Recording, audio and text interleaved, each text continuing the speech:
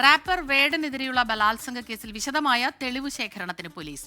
പരാതിക്കാരിയുടെ മൊഴിയിൽ പറയുന്ന കാര്യങ്ങളുമായി ബന്ധപ്പെട്ട തെളിവുകൾ ശേഖരിക്കുന്നതിനൊപ്പം സാക്ഷികളുടെ മൊഴിയും രേഖപ്പെടുത്തും.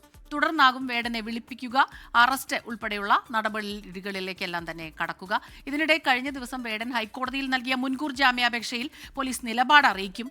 ജാമ്യത്തെ എതിർക്കും എന്നാണ് വിവരം. വിഷ്ണു സുരേഷ് ചേരുന്നുണ്ട് കൊച്ചിയിൽ നിന്ന് വിവരങ്ങളുമായി. വിഷ്ണു, കൂടുതൽ വിവരങ്ങൾ പറയും.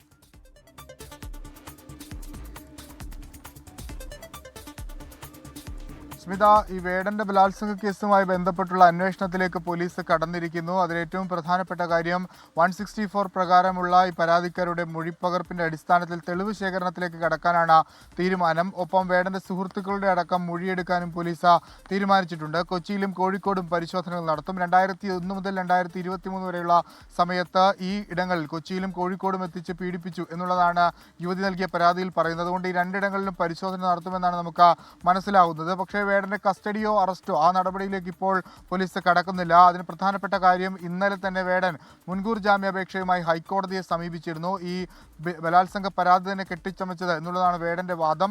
ഇന്നലെ ഹൈക്കോടതിയെ ഈ മുൻകൂർ ജാമ്യാപേക്ഷയിൽ ഇടപെടൽ നടത്തി പോലീസിനോട് വിശദീകരണം തേടിയിട്ടുണ്ട്. പക്ഷേ നമ്മൾ മനസ്സിലാക്കുന്ന വിവരമനുസരിച്ച് പോലീസ് വേടന്റെ ജാമ്യ ഹർജിയെ എതിർക്കും എന്നാണ്. പ്രാഥമിക ഘട്ടത്തിലാണ് അന്വേഷണം. അതുകൊണ്ട് തന്നെ ചോദ്യം ചെയ്യേണ്ടത് അനിവാര്യമെന്ന നിലപാടിലേക്ക് പോലീസ് പോകുമെന്ന് നമ്മൾ മനസ്സിലാക്കുന്നുണ്ട്. പക്ഷേ ഇപ്പോൾ ഈ ജാമ്യ ഹർജിയിൽ ഒരു തീർപ്പുണ്ടായ ശേഷം, അല്ലെങ്കിൽ അതിലൊരു നടപടി ഉണ്ടായ ശേഷം മാത്രമായിരിക്കും നോട്ടീസ് നൽകുകയോ വിളിപ്പിക്കുകയോ ചെയ്യുക എന്നാണ് നമുക്ക് ലഭ്യമാകുന്ന വിവരം.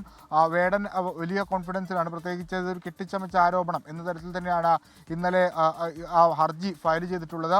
പോലീസ് ആകട്ടെ സമാന്തരമായ രീതിയിൽ അന്വേഷണം മുന്നോട്ട് കൊണ്ടുപോവുകയാണ്. തൃക്കാക്കര ACPയുടെ മേൽനോട്ടത്തിൽ ഇൻഫോ പാർക്ക് SHOക്കാണ് അന്വേഷണ ചുമതല. ഈ രഹസ്യമൊഴിയുടെ അടിസ്ഥാനത്തിൽ ആ മൊഴി വിശദമായി പരിശോധിച്ചു വരികയാണ്. അതിൻ്റെ അടിസ്ഥാനത്തിലായിരിക്കും തെളിവ് ശേഖരണം മുന്നോട്ട് പോകുക. പോലീസിനെ സംബന്ധിച്ച് ഈ സാമ്പത്തിക തെളിവുമായി അതുമായി ബന്ധപ്പെട്ടുള്ള വിവരങ്ങളൊക്കെ പോലീസിന് ലഭിച്ചിട്ടുണ്ട്. യുവതി തന്നെ അതുമായി ബന്ധപ്പെട്ടുള്ള വിവരങ്ങളൊക്കെ കൈമാറിയിട്ടുണ്ട്. അത് ഏറെക്കുറെ പോലീസ് സ്ഥിരീകരിക്കുന്നുണ്ട്. എന്നാൽ മറ്റു കാര്യങ്ങളിൽ ഒരു വ്യക്തത വരണം. എവിടെയൊക്കെ എത്തിച്ചു, ഏത് സമയത്താണ്, എന്താണ് ഇവർ തമ്മിലുള്ള ബന്ധം, എങ്ങനെയാണ് ഇവർ പരിചയപ്പെട്ടത്, അക്കാര്യങ്ങളിലൊക്കെ ഒരു വ്യക്തത വരുത്താനുള്ള ശ്രമത്തിലാണ് നിലവിൽ അന്വേഷണ സംഘമുള്ളത്. സ്മിത. ശരി, വിഷ്ണു സുരേഷാണ് കൊച്ചിയിൽ നിന്ന് ഈ വാർത്തയുടെ കൂടുതൽ വിവരങ്ങൾ നമുക്ക് നൽകിയത്. ലോകത്തെവിടെയായാലും ഏത് സമയത്തും 24 വാർത്തകളും ഓഗ്മെന്റഡ് റിയാലിറ്റി പാക്കേജുകളും എക്സ്പ്ലെയിനറുകളും വിശദമായി കാണാൻ ഞങ്ങളുടെ YouTube ചാനൽ നിങ്ങൾക്ക് സബ്സ്ക്രൈബ് ചെയ്യാം.